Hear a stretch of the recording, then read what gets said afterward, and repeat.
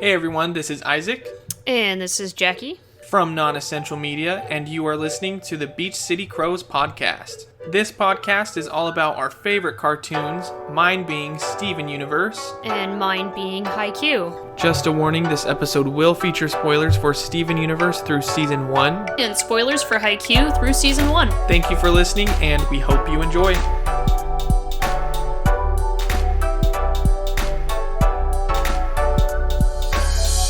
Welcome back, everyone, to the Beach City CROWS podcast. My name is Isaac. I will be watching Haikyuu, and with me today is... I'm Jackie. I'm sick, but I will be watching Steven Universe.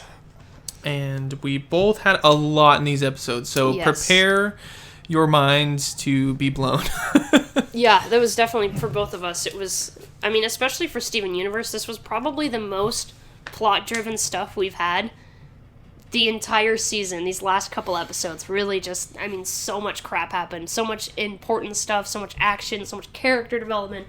And with Haikyuu, that was already happening in the first episode, but...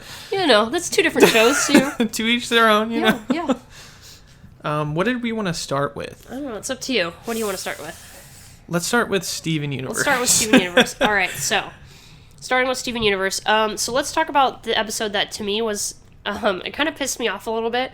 Is there's episode where so first of all, if you don't know this already, I don't like Steven's dad. And there's an episode where Steven's dad is like cleaning out. I think it's a storage unit. Yeah. And Steven comes to help, and he brings a gem. He brings amethyst. And they find these VHS tapes of this sitcom.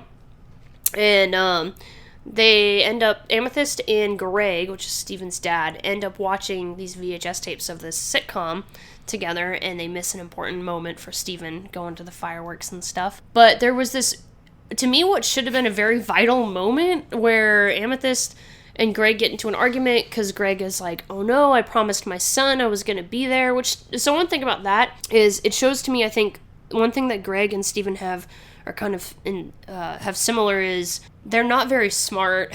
I don't know how else to put it. They're just not very smart. And I think Greg, he's well-meaning the same way Steven is. He's not trying to be bad or anything. And he's not bad. He's not evil. He's not trying to make these mistakes, but... He's just cringe. Yeah, he's a very cringy character. I could go all day about how cringy Greg is. Character episode. We'll talk about the character episode. But Amethyst and him get into an argument, and I guess she must feel some sort of jealousy about Greg and Rose Quartz's relationship. I'm not really sure what the relationship is or was between Greg and Amethyst at this point. It seemed, they kind of allude to a mistress. It was kind of she Amethyst, the way she reacted was like somebody who was the other woman, Yeah, and had a previous relationship. Yeah, and it's now that she's gone, kind of a thing. I don't know. We could be reading too much into it though, but so they get into this argument, and Amethyst actually shapeshifts into Rose Quartz. And Steven's there watching, so both Steven and Greg see this, and she's using it, this is what pisses me off, she's using it as a weapon against Greg, and of course Steven sees, which wasn't her intention, but still, you are already trying to hurt Greg, so you shouldn't, at that point, you're already being a piece of crap anyways. Yeah.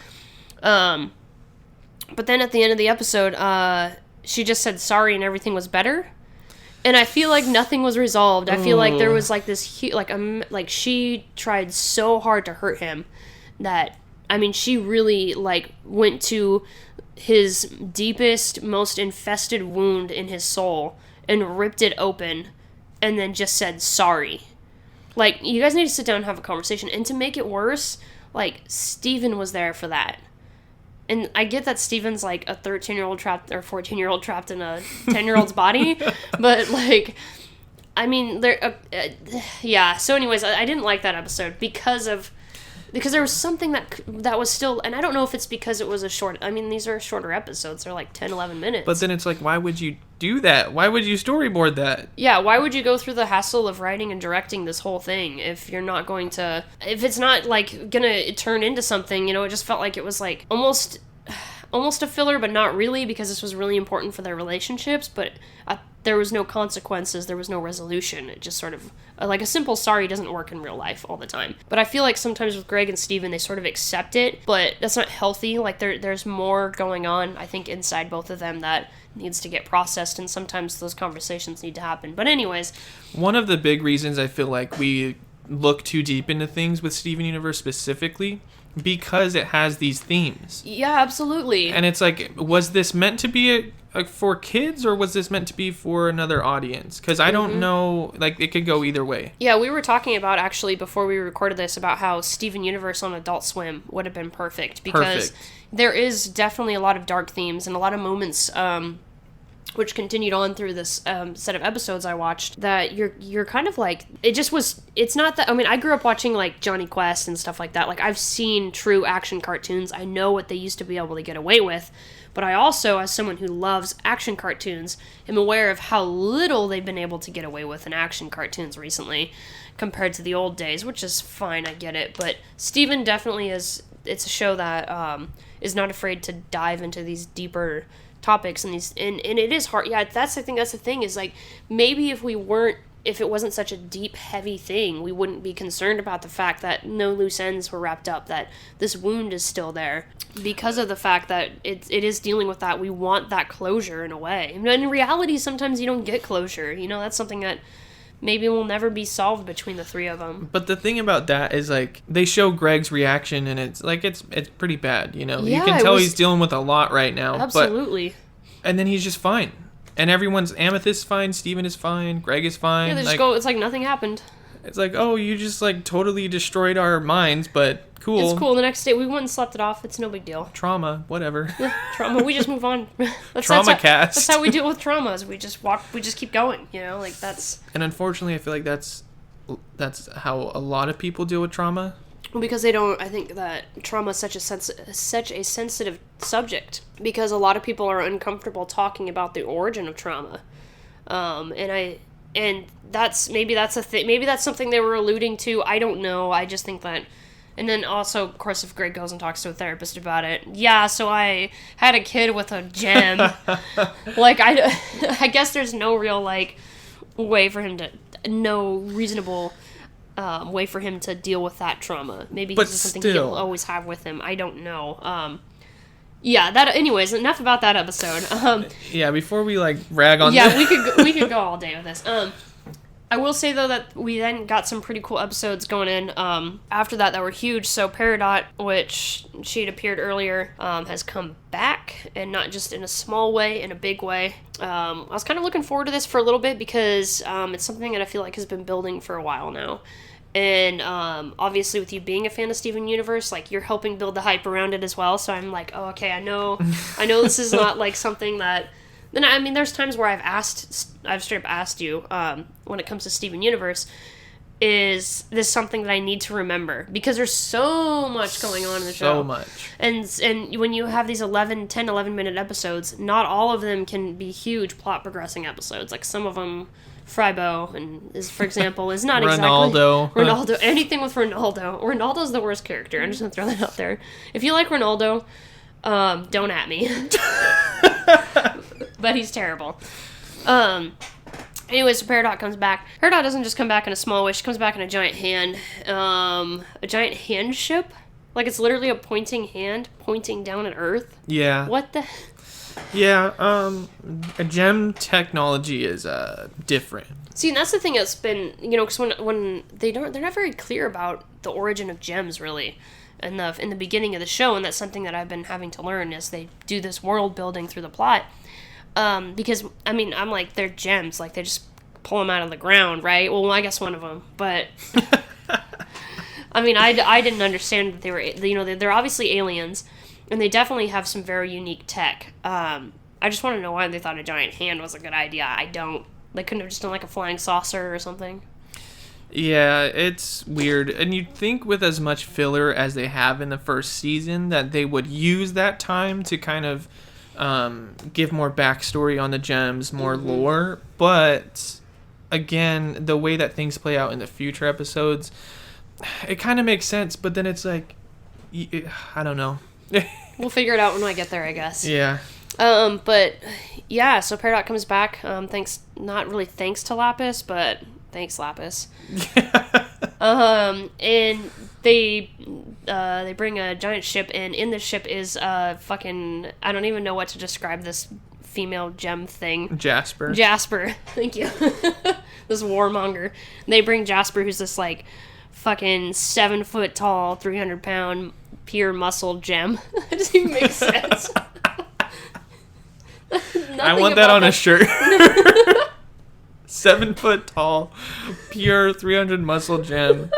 And so we are delighted to have an amazing fight scene. Right after that. What's interesting about this is kind of the moment where a lot of truth kind of comes out about what's going on. Because before, like I said, I didn't know anything about the gems. And Greg straight up tells Steven, he's like, so they're aliens and they kind of try to take over Earth. So, you know, it's kind of bad that they're coming back. But Steven pretty much tells his dad to F off and goes to go join the fight. Luckily, they evacuate all of Beach City, all 15 people, because if they didn't... Thank God. If they didn't... I mean, they should have left Ronaldo there, honestly. He could have just stayed there and died. That would have been fine. One thing that's interesting is, like, the immense power that this ship has. Like, it's not, like... You know, the Jasper, I almost said the warmonger, but Jasper pretty much sees that it's these, like, a couple of gems, and she's really mean. She's like a defective pearl. I'm like, wow, I mean, she's not the best, but like, that's rude. I would react the same way, but wow. And then she sees that Steven is just a human, and is like, just fucking blow him up with a ship, just charge lasers. Well, I think she's like, this is what you've turned into, Rose? Are you kidding me? Like, what? Yeah. This little fat chubby kid? This 10-year-old? Oh. But Steven yeets himself in front of the laser, and that was a really cool scene. Like, I had to tell Isaac, I was like, that was perfect. Like, he jumps up, he, like, thrusts his gem at the laser. Gem thrusting. And the angle for the storyboard was super cool for that scene. And, I mean, they kind of, like, slowed it down a little bit. And he just gets hit with his laser, and it was, like, just classic slowed down animation followed by the hit. And then, boom, like, you know, completely different angle. So great storyboarding. And you could just see the, like, more or less explosion that came. And then, of course... Steven and his magical gem was able to protect them. This Jasper thing just, like, headbutts. Like, bam! That's, like, its secret attack, is headbutting, which is awesome, because headbutting is super underrated. It is. Like, literally, it's, like, I guess it's, like, an armor plate, or, like, almost like a... It's like a helmet? Yeah, it's like, there's battering ram You know, there's brass knuckles? Well, this is a brass forehead. Yeah. So the forehead's already, like, the most, like, one of the strongest bones in the body, and then now on top of that, there's, like, a brass... Not even a plate, it's like a hammer. Like a brass hammer head attached to her forehead. She just headbutts every motherfucker out there, more or less. Steven ends up with a black eye, which, I don't know how Steven doesn't, like, get his skull crushed, but... He's, like, unscathed the whole time. Yeah. Well, and this was... Oh, and then the big thing with this was, like... So, leading up to this episode, Garnet is, like, undefeated. Like, she's super OP. Does not stay OP, obviously. And splits apart, and lo and behold... Garnet was fusion. So that was a pretty big deal too. I think that explains so much about our character, because I don't know if we've talked about this yet. I think we have. That Garnet always seemed the most balanced personality-wise between the 3 gems. Well, it makes sense at this point. You know? Obviously, she's going to be the most balanced if she's a fusion of 2 different personalities and 2 different gems. Well, and you'll learn later... I mean, this might be spoiling, but not really. You'll learn later that Ruby and Sapphire's powers are opposite to each other, so fire and ice. But when they collide, it makes... Does that make sense? Like, opposites attract. Yeah, well, and they definitely had opposite personalities. Mm-hmm. Like, you could see... So, they end up on the ship. Steven wakes up on the ship. He has the ability, and I think it's because he's, like, part human. He can kind of, like, go through the shielding of the jail cell. And they're on this ship. This giant ship, which only has 3 people on it for some reason. There's no security guards. And he runs into... what's it? Ruby? Yeah, Ruby. Okay, I don't want to say anything, like, weird, like half a Garnet. Half Garnet? Runs into half Garnet. Garnet's first half. And is able to free Ruby, and Ruby's like, super, like, at first Ruby's like, I didn't want you to see me, like, go away, kind of, and you're like, what is going on?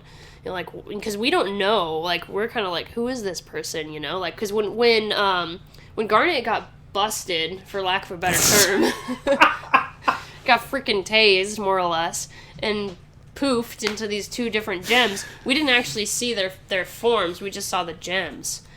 So we don't actually know who this person is at this point. She got busted, She got busted.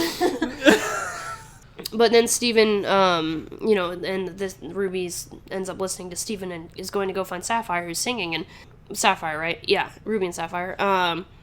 Is that like a Pokemon reference? Oh God, probably. I just realized that. But there's only like so much gems that people know offhand that you could be like, okay, that's a main character, you know? Yeah, no, for sure. I don't know anything about gems, so that'd be stupid. If Like I didn't know what a rose quartz was until Steven Universe. And you're the gem guy. Come on. He ends up helping free Sapphire, and they see each other, and they're super in love, and it's just beautiful. And Jasper shows up to fight. After they fuse back into Garnet, and Steven's like, oh my god, you're a fusion, like he can't believe it. And Jasper comes to fight, and Garnet literally rap battles her way to victory. Which Jackie brought up a good point. We just watched it together. If she was, like, if you were actually in that moment, in that fight scene, like in the ship, it would just be her rapping with no background music. She's just busting out lyrics for no reason. Like, what is going on? I would be terrified if someone just suddenly started rapping at me for no reason. I'd be like, okay, you are crazy. Like, it's cool when you're, like, great song. I thought it was really cool. I thought the way they kind of did everything with, she's kind of rapping the song while Steven's also kind of going out and taking care of everything else, kind of was a mixture of both. And the fight scene was super well choreographed, super well storyboarded. It was just great. Like, I think the show does fight scenes super, super well. And they really didn't hold anything back for these episodes. Like, they knew that this was big. This is a huge plot episode. They're not joking around anymore. Lives are at stake. But yeah, it is kind of a little weird. I mean, it was a great song and everything, and it worked well, and the montage and everything worked well. But yeah, it is a little weird to think that someone just busts out into a rap right before a battle. I have to, like, step back and remind myself sometimes that it's not supposed to be super realistic. It's supposed to be fun. Like, it still has an edge and a sense of danger, and they are kind of, like, teaching you to fall in love with these characters. But, yes, they are absolutely going to have a rap battle. Or at least one character is going to be rapping into the wind while they battle. But it works, you know? I don't know if you mentioned this yet, but he also sees Lapis before the rap battle. And I thought that was kind of interesting because Steven before is the only one that's able to talk to her. Yep. Like, that she'll actually listen to. And she's basically saying, like, I don't want to leave. Yeah. Because it's like, wow, you'd be better off here than, like, with them on Earth. Yeah, and it's kind of interesting if they had that conversation because, I don't know, like, Lapis is such a broken character. Literally. Like, trauma personified is Lapis, and it's kind of sad, actually. It's kind of heartbreaking. And, I mean, you think about where she's at, and how vulnerable she is. Like, she almost doesn't have she has a choice, but either choice is kind of not good for her. Yeah. There is no good option. Or option. anyone else. Yeah, exactly. And so you really kind of feel for her, and I hope that her character arc goes in a positive direction and doesn't keep spiraling into the darkness. But I don't know with this show, because the show has shown that it can just jump over the edge and be as dark as it wants to be, you know? Not, you know, in like a psychoanalysis way, I don't know. Like, in how they dive into the character psychology and stuff. Which is good. I mean, if you're a kid and you're in a spot where you feel vulnerable, like, now you have a character that you can relate to, which is huge. Or not even just a kid. I guess it doesn't matter what age you are. Lapis and Jasper end up fusing, actually. They get back to Earth. They crash the giant... They fist the Earth.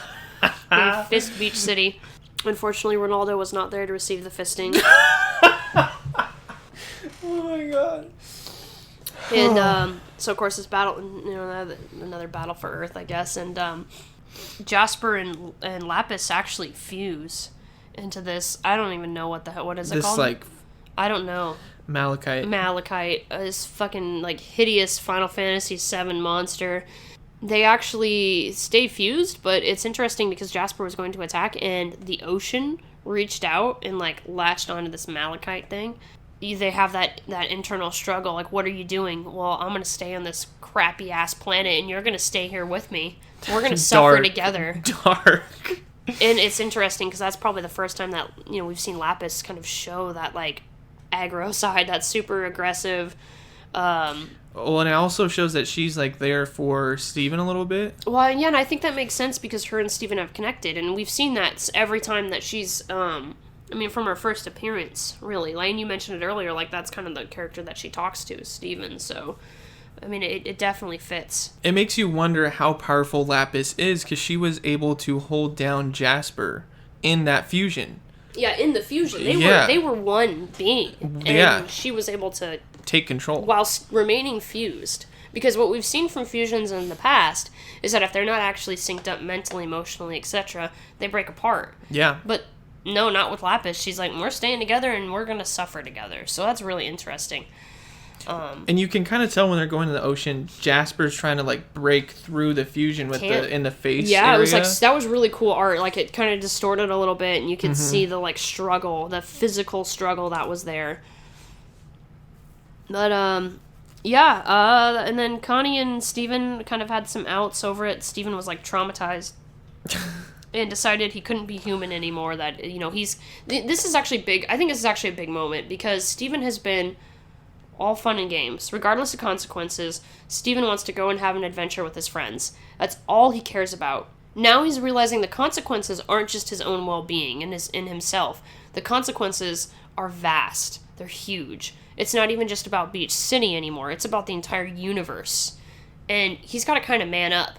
But he almost mans up too much. Yeah. And he's like, can't be a human anymore.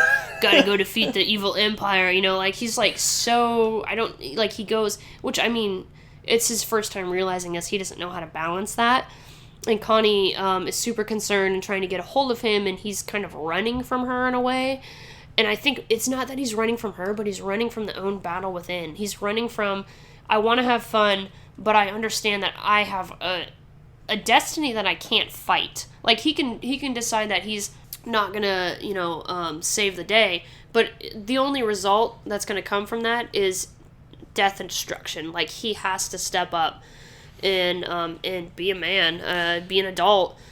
It's kind of interesting, though, because he's running from Connie, but Connie, I don't know how he hasn't realized this yet, maybe he has. Connie is the most understanding person of anyone he's ever talked to. Oh, absolutely. So she, out of anyone, would know that he has priorities other than her. Yeah, and she's going to support him. Yeah, she's willing to put that aside or be a part of it. Yeah, exactly, and she's kind of the only one that I would bet money on, you know, at the end of the day, to really have Steven's back. And it is kind of upsetting that he doesn't see that, but I think part of that is an immaturity, and also when you're part of a situation like that and you're going through that trauma, like, you don't necessarily have the ability to connect that someone's there for you, because you're kind of in your own headspace, and you see yourself as a burden, and some people, sometimes they don't realize that what you feel like is being a burden is actually someone that's a friend or whatever wants to step up and help you carry that burden. And which is what Steven learns, you know, Connie's like, you know, and he cries and breaks down and is like, I still want to be your friend, like I do, I value our friendship so much. And I think for him that's a huge moment where he realizes that friendship is so much more than just hanging out and having fun. It is having each other's back and being there for each other when you need to be, and supporting each other through these really difficult moments, and that's what he's fighting for. Like, and I think he's realizing it now. He's fighting for that friendship that he has with other people, or even that other people have with each other. That's kind of that's what keeps the universe moving forward, is friendship, and he's kind of realizing that. So yeah, I finished season 1 of Steven Universe. I can't believe you did it. I did it. Actually, I can believe you did that. Can you? Now, to segue into Haikyuu, I can't believe I finished season 1 of Haikyuu. I can't believe you started season 1 of Haikyuu. These last 5 episodes, lit. Top tier, right? Top tier. That's what you've been waiting for. Iowa Josei. Holy crap. So, episode 21 starts off. Kageyama and his feelings. In his own troubled headspace. Yeah. Just like Steven. True. Similarities. Yeah, Kageyama, he can't process his, I don't know how to word it, his emotions. Yeah, no, that's exactly it. He's like emotionally constipated. Yeah, exactly. So he's emotionally constipated, and the team sees this, and it's kind of throwing them off. Sugawara steps up to the plate, and he's like, you know what, maybe you should have a break, like time to think, cool down, think about what's going on. And Suga's not the best, but he's not the best in the aspect of the, like, actually playing the game, but he is the best at teamwork and morale and friendship. He's like what they needed in that moment, and in that moment I feel like it turned the tide of the game. Yeah, and I think that's what Kageyama needed to see. There's actually several great moments that come from one of them is actually on the bench when Inoshita talks to him, and he's like, oh yeah, and he's pretty much like, see what Sugawara's doing is he's adjusting himself for the betterment of the team. He's like, you know, Inoshita's like, hey, you know, we got some pretty good spikers on our team, and maybe you should just let them take care of it. Maybe you should just take a step back and stop trying to control them and let them control the ball for a second. And another thing about Kageyama is he is so in himself that he doesn't want to be vulnerable to other people, you know? He can only have that moment with himself. Yep. So by Inoshita saying this to him, he's like having to be vulnerable in the moment during this like very intense game. And he can't run away. Yeah. And a huge thing, too, is, like, you know, you think about what happened to him at Kitagawa first when he was in junior high. Well, he didn't have to run away because no one was with him. But now his team is with him. Like, he has a team, and he's earned it at this point, and he's going to keep earning it. And, you know, there was no one there when he got benched before, like Inoshita, to be like, dude, it's okay. Like, this isn't the end of your career. Take a step back and learn something for a moment, because he hasn't... I mean, when was the last time he learned anything from somebody? Not since... Oikawa was his senpai, which was a couple years ago, so which didn't work out too good for everyone. But yeah, another thing that's interesting is I didn't think about it at first, but when Kageyama is like almost like benched in a way, I don't know what they call it. I forget what they call it today. He's taking a break. He's subbed out, substituted.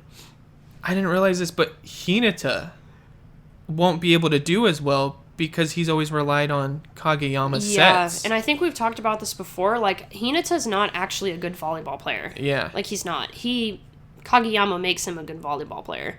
Sugawara's not going to make Hinata a good volleyball player, but what he is going to do is he's going to get everyone else to realize how good they are. Yeah. Which is what Kageyama needs to learn. And I think that by Sugawara showing everyone how good they are, it helps Hinata realize his potential without Kageyama, and he's able to learn a few skills through that. So that was episode 21. Really great episode. These whole episodes, by the way, I am like super nervous for them. Like, holy crap. It's very intense. So episode 22, Kageyama finally breaks through his shell, and it kind of almost like a endearing way. Like, it's awkward, but it's like you've been there before, you know. Like, everyone's been there. Well, I think it shows how not cool Kageyama really is. Yeah, you know? Which I didn't like Kageyama at first because of this front that he puts on for everyone. But in this moment, I was like, I'm starting to like this character because he's finally showing what he truly is. Awkward. Yeah. But it's weird because I didn't notice it before, but he has tension with Suki. Yeah, they definitely both... Well, and that started actually at the very, very beginning. It's been a while since we've watched those episodes, but in the very beginning, Suki antagonizes the crap out of him. And I think for someone like Kageyama, who's very... he has a lot of outbursts, it's hard to deal with someone who's cool, like Suki, like truly cool and collected like Tsukishima Yeah, like is. you can't break him. No, I mean, he just throws sass around. Yeah. That's all he does all the time. And he kind of like almost... in an aggressive, like passive-aggressive manner is how he addresses everyone, and Kageyama doesn't like that. Yeah. Kageyama doesn't do good with passive-aggressive. But it was interesting because everyone's like, you guys need to, like, even Coach Yugai was like, can you guys just make up already? Like, we're losing the game right now. Because they weren't losing, but they're a few points behind. Mm-hmm. And at this point, they were like, come on, we were just, like, tied with them. Yeah. They finally settle their differences. Takes a while. This is huge for Kageyama because this is the first time he's learning, okay, I need to work with my team. I need to let Suki do his part. I need to do my part so Suki can do his part. I don't need to control it. Which is hard, I feel like, for a setter. Yeah, and when I think Sugawara helps him out, because when Sugawara goes back to the bench, him and Kageyama have... I think it was that point. Maybe it was in between sets. It might have been in between sets. They have a conversation, and Sugawara's like... here's the deal, like, whatever points you make out there are Karasuno's points, and whatever points I make are Karasuno's points. Like, we're on the same team. Yeah. And I think Kageyama kind of really digested that, and he's like, at the end of the day, it doesn't matter how it happens. If we make points, it goes to Karasuno, and I am Karasuno. I am a part of that. Which is weird, because, like, if you're on that team, wouldn't you think the same thing? Like, your points are the team's points, you know? Yeah, well, but for someone like Kageyama, that's like so... It's really hard for him, I think, and I don't think it's hard. I think he's just never thought of it from that way because he's always been so good, and he's always, never really had to. Yeah, he's always been the one that put the team, made the team elite with just on pure talent, not on anything else, not on personality or character or anything. It's just been that he was that good, and he was actually so good that no one else could keep up with him, which was also the destruction of him and his team. So. Yeah, which now we're seeing with Oikawa and Seijo. Another cool scene in this episode, Tanaka spikes through a very strong block. I was like, okay, he's not going to make this. Like, he's a good spiker, but he's not going to make this. And they put up this wall on Seijo's part, and I'm like, they're going to lose. Like, they're losing this set, and he breaks through it. Yep. There's just really cool moments like that keep me hooked throughout the game. So that was episode 22. Now on to episode 23. Even more intense. Yeah, the tension just kept building. Yeah, the music even. Holy crap, the music such for the a show good is job. So good. Yeah, I can't talk enough about how good the music is for Haikyuu. Like, no words could describe how good that is. No. It literally puts you in that moment. Like, you feel like you're in that gymnasium. Yeah, well, and one thing I think Haikyuu does really well that a lot of people don't notice. So one thing that's great about music is if it's really well done, and if it's done at the right moments, you don't realize it's there until afterwards. You just feel the emotions. Haikyuu knows, and part of that is knowing when not to play music. Yeah. And Haikyuu knows when to just have the sounds of the ball and the squeaks of the sneakers and the shouts.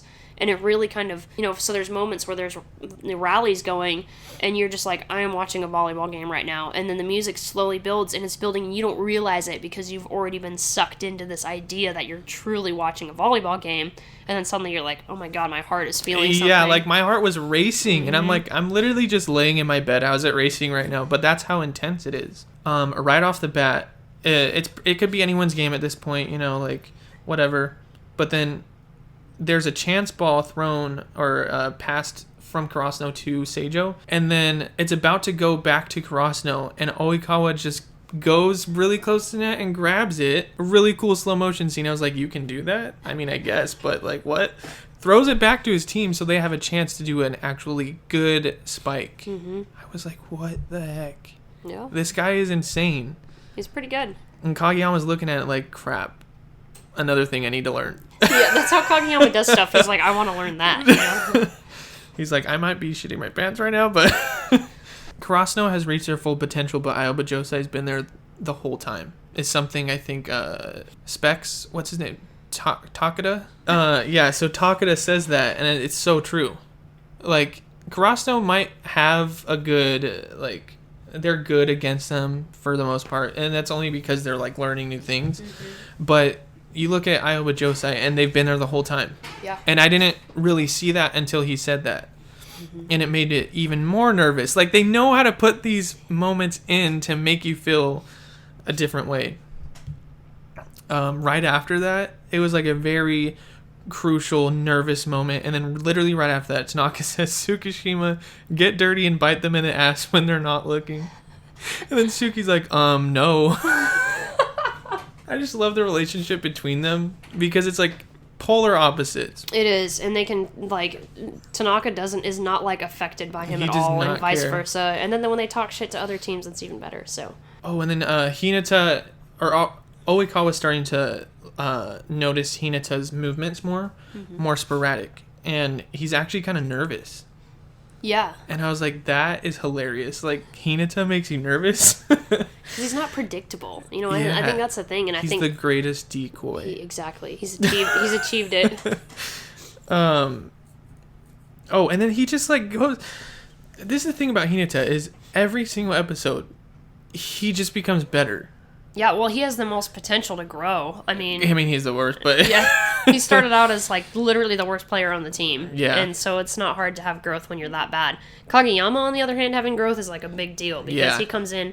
He doesn't need to grow as a Well, he doesn't need to grow as a player, obviously, but he doesn't need to grow as much as a player as Hinata does. Right. He needs to grow as a person. And Hinata doesn't really grow as a person. Think about it. Like, he's already there. Yeah, he's already, like, he doesn't have a lot of, like, issues the way Kageyama does. So they focus so much more on Kageyama as a character. And then they focus more on Hinata as a volleyball player. Yeah. Hinata, or what is it? Hinata just perfected the wide broad shot. Oh, yes. I was like, how? And then you kept saying, like, Hinata's not a good player. And I'm like, this is proving Jackie wrong. But then again, it's like, it's not, because he still is bad. It's just that he's perfecting certain moves. He's not inherently good. Yeah. He's just learning how to do these moves. Yeah, and I mean, he might be better in a couple of years, but he's so far behind everyone else. Everyone else has this volleyball experience. Except for Tadashi. Oh, yeah, Tadashi. Oh, rest in peace, buddy. Rest in peace. Yeah. Went out there and, I mean, he choked. New international choking sign. Tadashi Hamaguchi. So bad. I literally was like, no. That is so painful. I don't feel secondhand embarrassment in Haikyuu very often. Except for that moment. That moment, I was like, this is awkward. Like, I want to run away. Like, I can't imagine how he feels. I literally was like, he has to run away. He's going to cry and run into the bathroom or something. He has to. He doesn't land a single serve, does he? It's that first serve, he totally like, fubs it. And then he, like, they bounces do the ball such on his a good foot. job. They do such a good job. As soon as he dropped the ball on his foot, I was like, no, I can't. Yeah, he dropped it, and it starts moving, and the team's like... They're like, oh, no. And then Yukai's saying stuff like, I mean, it's his first time in a real high school game. And then you look at Ioba Josai, and they're, like, trying to beat us, and it's such a heated environment. And then you have Tadashi, who's like, can't even serve a ball. And what they do a really good job of is they show, I can't remember his name, and now I feel like an idiot, but they show his mentor, and he's there watching the game, and he's, like, sick. Yeah. He's like, oh, my God, I'm going to throw up. In the stands, right? Yeah, and you feel you're like, if he's nervous, I'm nervous. Yeah, because he doesn't really get nervous. He's mostly rooting for them. Yep. But Tadashi, he lifts the ball in the air, and he jumps, and like, oh my God, a jumping serve? And then he does it, and it hits Karasuno's side of the net. Yeah, and and everyone's like, point goes to Ioba Josai. Yeah, and then instantly Ioba Josai's like, supporters are like, yeah. And you're like, well, maybe it's over for Tadashi, but rest in peace, Tadashi. You had a good run. No, you didn't. You didn't have a good run. I feel like he's learning, though. This is a good learning experience for him. Yeah, I mean, he's suffered catastrophic failure. Oh my God, catastrophic.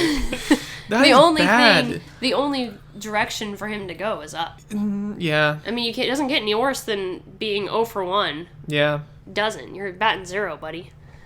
So Krasno's figuring out their groove of things after Tadashi is more or less losing the game for them. After he choked. Yeah.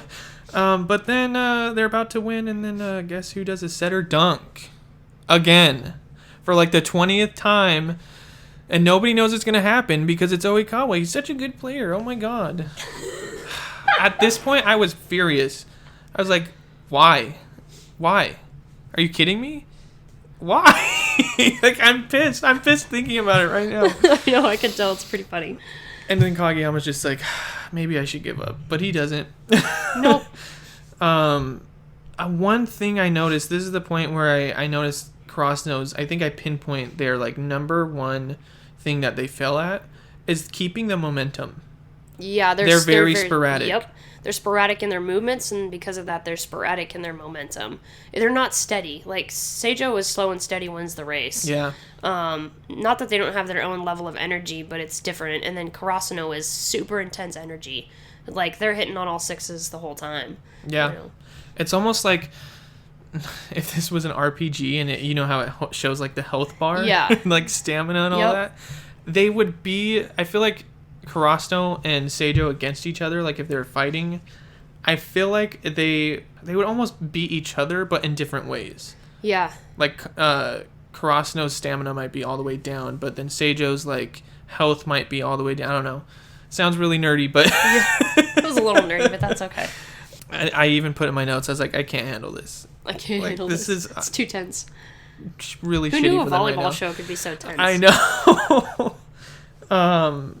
And then just a one-handed set. Kageyama's a god. He just does that one-handed set, and you're like, maybe this is Karasuno's game again. This is the thing about this game. For these, like, 5 episodes, 5 episodes, it's just, like, anyone's game. Yep. Anyone's game at any moment, even when one team's doing really bad. So that's what I had to do, or I had to say for 23. On to 24, and Jackie previously mentioned that this is when they win the game, just because I wanted to know. Or not win the game, but this is when the game ends. She didn't tell me who won. For anyone wondering, she didn't spoil it. Yeah, I was like, who's they? So I was like, someone has to win here. Yeah, the game can't go on forever. Or can it? It does go on for quite a bit. I was about to text you. I was like, are you sure it's episode 24 is when it ends? There's so much at stake on both sides. Like, mentally. Like, it goes into details of people's lives. Like, they're not going to be able to play another game. They're not going on to nationals if one team loses, one team wins, whatever. And to Oikawa, it's the same thing. He's not going to be able to go against Shiratorizawa, which is what he wants the most. Yep. Which I like that flashback they did of him. It's showing Kageyama. I don't know the guy on Shiratorizawa, but I think it's their setter? Ushijima. He's not their setter. Ace? Yeah, he's their ace. Trust me. Oh, no. Is there going to be a moment with Asahi? I can't wait for you to see. I can't wait. Tanaka. We'll get there. I can't wait for you to get to season 3. That's all I'm going to say. My body's ready. No, it's not. So, Kunami's laziness is helping Seijo. Yeah. Because at this point, everyone was like, we're done. Like, They're we don't exhausted. have much left in us right now. Like, we're just playing to play. We can't go on for much longer. And then Kunami, he just does the bare minimum. And I like this flashback when they were learning to, like, you know, they were in like a practice area. Oikawa was saying to Kunami, like, you just do the bare minimum. You don't go above and beyond like everyone else in the team. So we need you in those moments where we can't do anything. Mm-hmm. And that's when he comes in, and I'm like, crap, they're gonna win. And I think that's a good example of, like, the difference between Kageyama and Oikawa. Kageyama saw Kunami and his lack of effort, quote unquote. Oh yeah, as I forgot weakness. about that part. Yeah, like, he sees it as laziness. Oikawa goes, how can I utilize this to better the team? Yeah. And that's, you know, for Kageyama, he's like, well, you know, he sees the here and now, and Oikawa is like everyone has a strength and a weakness, and we got to figure out how to utilize each other to win. He's really smart. He's like a genius. But he's not a genius. Well, in the aspect of the game, I feel like he is, but like in real life, maybe not so much. Well, I think that his knowledge of the game isn't like, so there's these things in sports that, so like in baseball, for example, they have a thing called baseball IQ. It's how much do you understand the game. Oikawa's volleyball IQ isn't as high as Kageyama's. He wasn't born with the same just like instinctive understanding the way Kageyama was. Oikawa is the definition of studying hard. Yeah. Like, when it comes to volleyball, and it's paid off. It definitely has. Another thing about the music. So Daichi's talking to Kageyama because Kageyama is like, I'm not doing too well. You know, he's almost getting back to that emotionally constipated moment. But Daichi helps him out of it, and there's like regal music playing. Like, he's the king. Yep. And I was like, oh my god, this is amazing. Shortly after that, there's imagery where he just takes off his cape and his crown falls. And I'm like, this is it. I got goosebumps. It was pretty great. I was like, this character, in that moment, just shifted into a completely different character. Like, that is character development to the T. Yep. He understood the direction he needs to go. But we'll talk about that again later when you get to a different scene. In a different, way further down the road in this podcast. And then this was kind of weird for me because all this has happened and they're just playing the game, you know, just montages of everyone getting points on either side.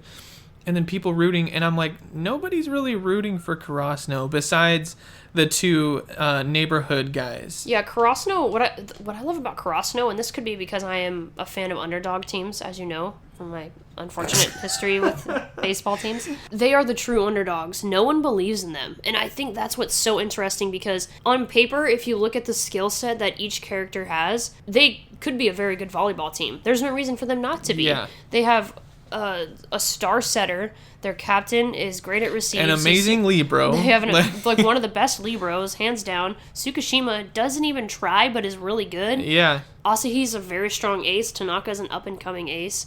I mean, they have such a solid starting lineup, and then they have Hinata, The greatest decoy. the greatest decoy. They have such a phenomenal starting lineup. That's not even getting into what their bench offers when you have characters like Inoshida and Sugawara and like the wisdom that they bring. And Daichi. And yeah, Daichi's. I mean, truly like. He's wise. I don't know how else to put it. He understands how to be a great leader. He is a true definition of a leader, Daichi is. Yeah. And he's also a steady, solid player. And so it's a phenomenal team. On paper, there's no reason for you to bet against them, necessarily. Some teams, yes. But not, for the most part, you would expect them to win a decent amount of games. But they don't have the history of winning. Mm-hmm. And so they don't have anyone supporting them because... There's no faith. Yeah, why would you believe in them? There's no reason to. But they believe in themselves. And that's all that matters. That's literally all that matters. It is so huge in sports. There is so many great themes. Like, that's what... If there's anything I took away from this first season, it's the themes. Always believe in yourself and work as a team. Yep. You don't need to do this by yourself. People are there for you. Yeah, and it's through our unique strengths when they come together. That's what forms a complete unit. Absolute unit. One really good quote there. Man, there's so many good quotes in this. It's a very quotable show. Again, Coach Yukai says they're so focused on ripping the wind from our grasp. In that moment, it kind of slows down the game when he says that. It makes you think of them as crows. Yep. And you're like watching them play, and they just look like crows, and it's like they have imagery, not only just like showing you directly imagery, but it's like they put it in little, almost like metaphors, if that makes sense. Yeah, absolutely. And I was like, are you kidding me? I hate this show right now. I'm guessing that's the end of the game. Yep. They beat them. So yeah, spoiler alert, Ioba Josai wins.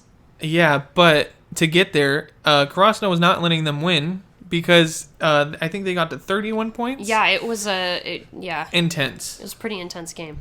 I was like, man, this is not going to end this episode. I was like, I hope these little bits get destroyed by Shiro Torizawa. And they did. Spoiler alert, they do. Oh, and then this was Iwaizumi. He said, our little Kageyama has learned how to trust people. Oh, he sees them as his little Kageyama. Well, and that's the thing is they know. That what's so interesting is like they know how good Kageyama is and they know his weaknesses. And so I'm sure being on the other side of the court and seeing that he's filling in those holes and fixing his weaknesses, he's going to be a monster. So while Iwaizumi is saying that, right after Oikawa replies with, and that's what makes me worried. Perfect. Exactly what I was saying. That is awesome because I was like, fuck you, Oikawa, you deserve nothing. And in this moment, they lost the game. Hinata and Kageyama are like laying outside of the gym in the grass, defeated in their most weakest, vulnerable moments right now. Yep. And Takada walks up and he's like, basically, are you losers like gonna get up or? And I actually quoted him. It's a very long quote, but it's one of my favorite quotes so far. Go, get it. He says, "Losing is a trial by fire. It's a test to see if you can get back up after you've been knocked to the ground." But you guys stay lying down forever. If you guys stay lying down forever, then I'd say that makes you weak. It's true. Because no matter what you do in life, you are going to suffer defeat. Yeah. And you get to decide whether you get back up or not. No one else does. I used to think Takada was kind of not a wimp. But well, they definitely portray him as a goof. Yeah. And I think they're showing that, he's the small little dude who is kind of like running around like a chicken with his head cut off sometimes, but he cares about these kids so much. And which we need more of that in teachers. Yeah, I know. Going into episode 25. Oh, yeah, the savagery. Again, one of my favorite scenes. They are at their lowest moment. It's the next school day. They're just in the classroom. Yeah, and you see the defeat. You see how every single character on that team reacts. Yep. Some of them are cool, calm, collected like Suki. Some of them are like Kageyama. They're just in their desk. You can't tell if they're like dead or asleep. And then there's Hinata, who can't even like talk. Yeah. Like anyone that talks to him, he's like, go away. And that really got to me. I was like, this team is not... Hopefully they can get out of this. Yep. It really had an effect. And then it cuts to the third years. And Asahi looks like Jesus now. Yeah, I mean, he did before, but now... Asahi is Jesus. Literally, Jesus walks up to Daichi. And Daichi's like, I'm going to retire, man. Like, I can't do this. And Sugawara and Ozzy are like, are you dumb? Like, you're not retiring. You're not. You don't have a choice. So, for like 0.2 seconds, he acts like he's going to retire, doesn't. That's what I think is so funny about Daichi is he knows they need him. He knows he needs them, and he can't get away from that. Like, he clearly loves volleyball. Like, it's in his blood. There's no way he's going to walk away. And when he's going to be a guy who, even if he doesn't play, maybe he's going to play at college level, I don't know. Maybe he's going to, who knows what his potential truly is. But no matter what, he's going to be that guy who's down at the park playing volleyball with his bros. Like, that is going to be Daichi. It's in his blood. Yeah. Okay, so Kyoko, I'm noticing a lot of things later on. I don't know why. Kyoko literally looks like a crow. Like, her hair. Oh, my God. Do you notice that? No. And the shine is, like, purple, like a crow. I didn't notice that. I'm like, what the heck? It's kind of offensive to say that a girl looks like a bird when she's like the most beautiful girl in town. But... I meant like her hair, but... No, I get what you're saying. I regret ever saying Tadashi is dumb. He's just sensitive. He is very sensitive. And he's not very good. No, and he knows that, and he wants to grow. Yeah, and that's why I makes him more mature. It makes him more mature than anyone else. Any of the other first years, like he's truly the mature. Like when they're third years, he's probably team captain. Like he's just such a mature. If he can grow as a player, he's such a mature dude. You know what I mean? I mean, he was faced with either completely getting destroyed by that moment against Ayaba Josei or learning from it. So yeah. A lot of people would never go back to the court again. Yeah, I know. I don't know. You're like, I wouldn't even be in town anymore. I would leave. Yeah. Life is really sinking in for these third years. It's kind of sad. Well, and I think for you, like, you're not that far removed from high school. Yeah. You remember that feeling? I do, and that's why it made me sad. See, and I'm a little bit more removed from high school, but I remember that feeling of being like, it's such a weird mixture. Like, this is it. Yeah, we don't have a set thing that we get a goof off with our friends here. We don't come here to learn anymore. Like, that's crazy. And they're, I think it's like a recruiter or another teacher. It's another teacher. I think. He walks up to Takeda and he's like, these are third years. Like, they obviously just lost the game. They're probably not going to get anywhere in college with, volleyball. Yeah. So they need to start working on their academics. And while this is happening, the same guy is also talking to Sugawara. Kind of in a mean way. He's just like, you lost the game. You're not very good. You need to work on your academics. Yeah, he pretty much tells him, he's like, why are you doing this? Like, he's kind of a jerk about it. And she's being real, and sometimes you need that harsh criticism, but... He tells Sugawara more or less, like, you are never going to succeed in sports. You are not an athlete. You need to stop pretending like you're an athlete, and you need to become an adult and take care of adult things. And Sugawara pretty much goes, well, the team needs me, and I need the team.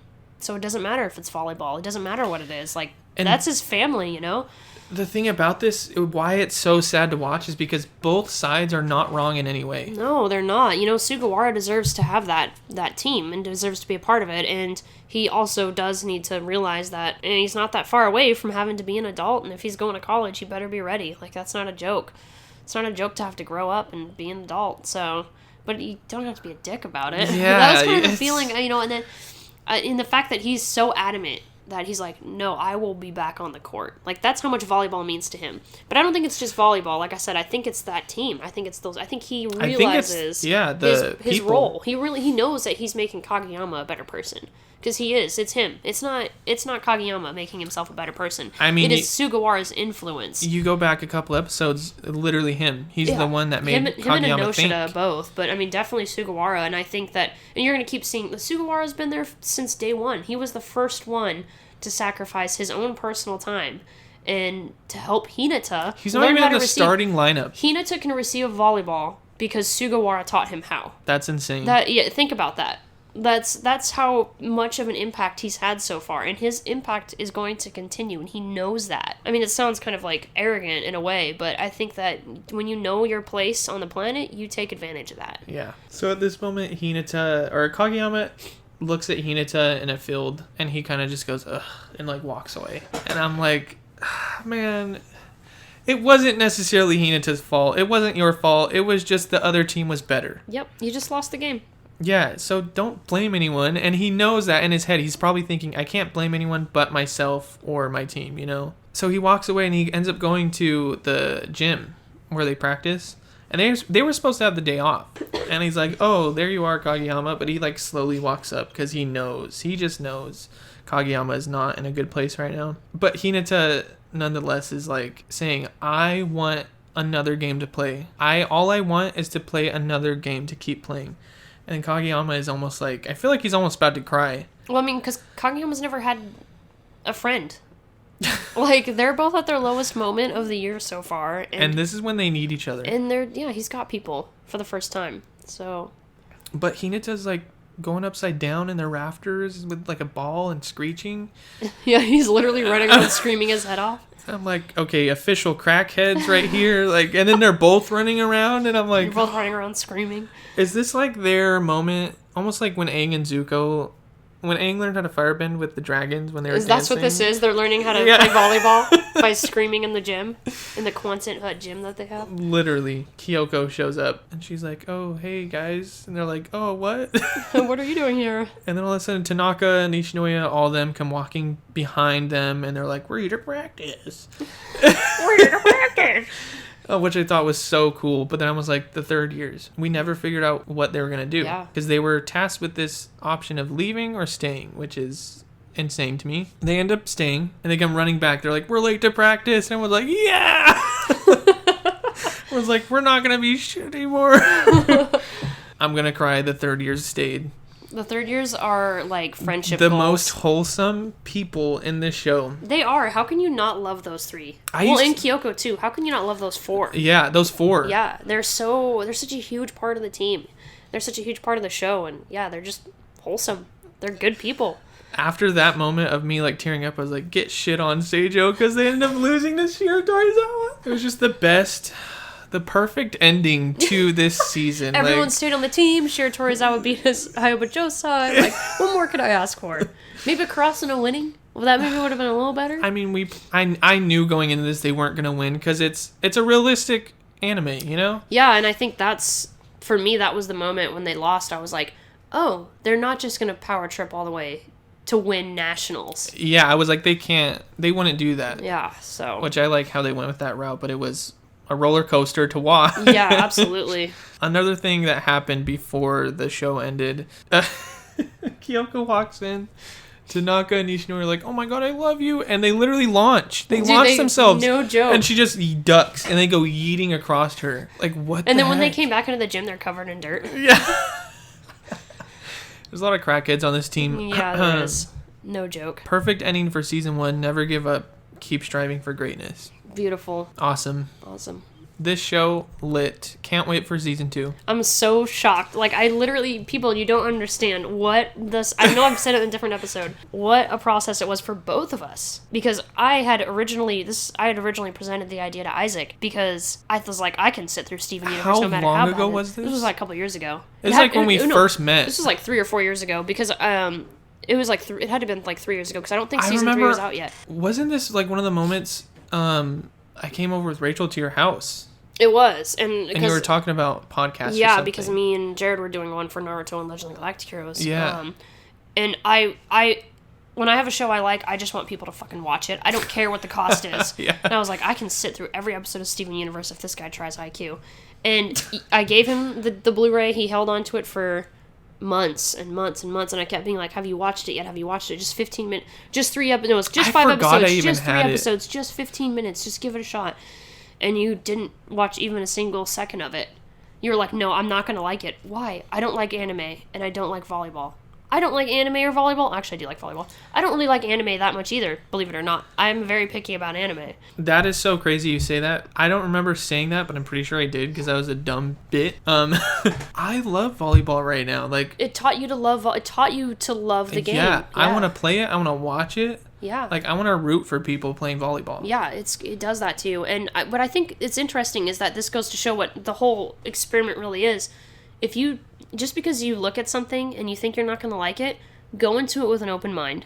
Because it might be the best thing you've watched all year. I'm not saying that's what Haikyuu is for you, the best thing you've watched all year, but I'm saying you were definitely surprised by the quality of it when you weren't before. I got done and my dad came home and I was just like, this happened. He's like, cool, yeah, sure. And I'm like, you don't understand. Like, you haven't watched it like I have. Well, imagine. So for me, I was the only one that had watched it in our friend group until now.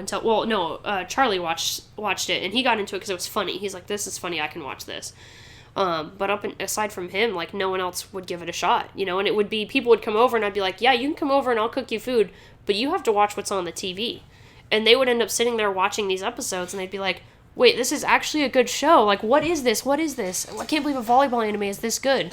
And I think, like I said, it just goes to show you that quality storytelling, quality characters. It doesn't matter if it's a cartoon like Steven Universe, an anime like Haikyuu, if it's live action, TV show, movie, comic book, book. It doesn't matter what it is, an audio show, if a play, if it is well done, well-constructed story, believable, likable characters that you can get invested in with multiple layers and something at stake. Yep. You will absolutely love it. And Yep. so don't be afraid when someone recommends something to you just because you think, just because you say, I won't like that. Stop thinking that way. Stop. Go give it a shot. That's what entertainment's all about. And if you don't like it, you don't like it, but go into it with a positive mindset. Look for something that you're going to love. And you might actually find something truly great. Not all cartoons are as good as Steven Universe. Not all anime are as good as Haikyuu. I mean, these are not bottom tier shows in any stretch of the imagination. Give shows a shot. If someone says it's good, trust their judgment, give it a shot. And maybe it is a bottom tier show and you're going to throw it away and never watch it again. But a lot of times people are out there recommending you truly great stories. I just commend, like, looking back at what I've watched, I just commend the writers. Like, Yeah, it was all Furudate, the manga creator. That's all it was. How does he do that? I don't know. Because That's crazy. I'm a writer myself, and you've been writing for a while, like forever. Yeah, and I mean, I think part of it is just, a huge part of writing is understanding human beings. Because if you don't have great characters, and you can't make your viewers feel compassion or empathy towards a character, you're never going to succeed in telling a great story. And I think that you have what is already a phenomenal story with phenomenal characters from a phenomenal manga, and then you gave it to a great production team that understood the heart and soul of the source material. They understood the themes of Haikyuu. They understood the imagery that belonged. The animation. The animation is so good. The imagery. Imagery is so good. They storyboarded some of the... there are certain scenes that are storyboarded. The angles and stuff they choose, phenomenal. The directors did a great job. Voice acting, doesn't matter what language you watch it in. If it's Japanese or English, it's top tier. And it just kind of comes together in a complete package. And fortunately, it worked out well for Haikyuu. I'm excited. I can't wait for you to get... I mean, there's so much. I can't wait for you to get into season 2. I can't wait for it. Oh. I can't wait for you to get into season 3. I'm excited with Steven Universe. It was funny. It was on TV before I went to work the other day. And I had stopped for a second, and it was way further in the show, and I was like, man, this looks really interesting, but I can't, because I know that I have to step back and invest the time in getting to that point. What was on the... No, I'm not going to say anything. Space was there, and it was, there's a lot of space. Yeah. So anyways... So, are we going to do a final grade, or do we just want to say we're liking it so far? I think that's what we should do. I think at this point... I don't think it can be graded. I don't think... Yeah, for either show, I'm saying, I think we're both... invested at this point, and we're interested, and we see the flaws in both stories.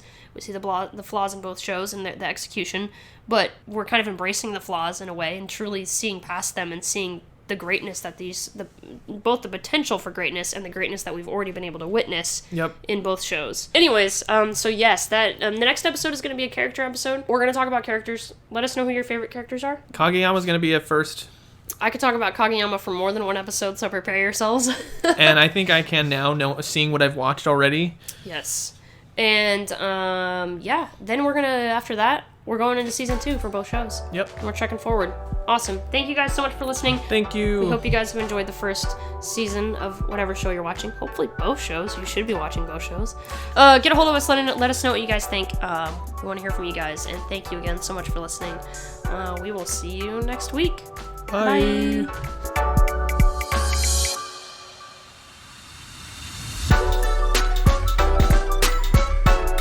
Hey guys, it's Jackie. And Isaac. From Nonessential Media. We just want to thank you guys so much for listening, and if you'd like, feel free to subscribe to our YouTube channel or our Patreon. And we want to hear from you guys. Let us know what you think. Let us know if you're watching along with us and what your thoughts are. You can find us on Twitter at NonessentialM. We're on Facebook as Nonessential Media. We're also on Instagram at Nonessential Media. Check out our website, nonessentialmedia.com. So check us out. Thanks again for listening. We truly appreciate every single one of you. See you guys next Saturday for a new episode of Beach City CROWS. Bye. Skibbly babbly bap.